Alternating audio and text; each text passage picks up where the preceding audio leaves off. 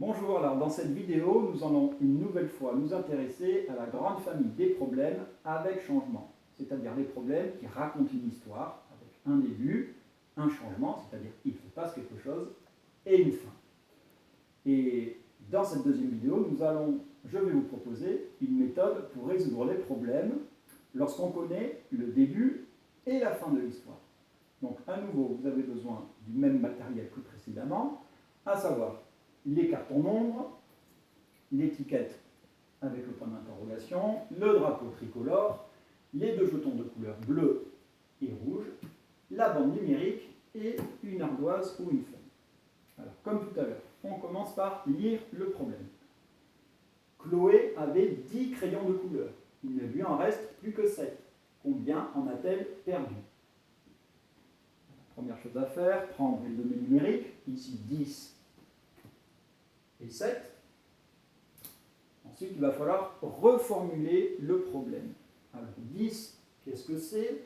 C'est le nombre de crayons de couleur qu'avait Chloé au début de l'histoire. C'est donc ici. Et le 7, qu'est-ce que c'est? C'est le nombre de crayons de couleur qui lui reste, c'est-à-dire le nombre de crayons qu'elle a à la fin de l'histoire. On place donc l'étiquette ici. Et nous cherchons combien elle en a perdu, c'est-à-dire qu'ici nous nous intéressons au changement.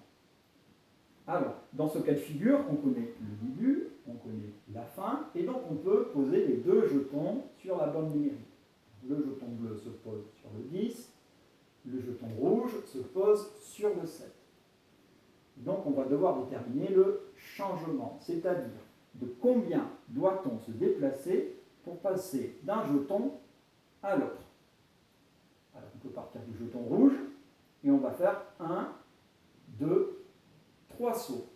Alors on peut écrire cela mathématiquement de la manière suivante. 7 plus quelque chose égale 10. Et ici, il faudra faire 3 sauts. Le changement, c'est 3. On doit se déplacer de 3 cases. Pour écrire la phrase réponse, on relit la question. Combien en a-t-elle perdu? Réponse. Elle en a perdu 3. Voilà, c'est à vous.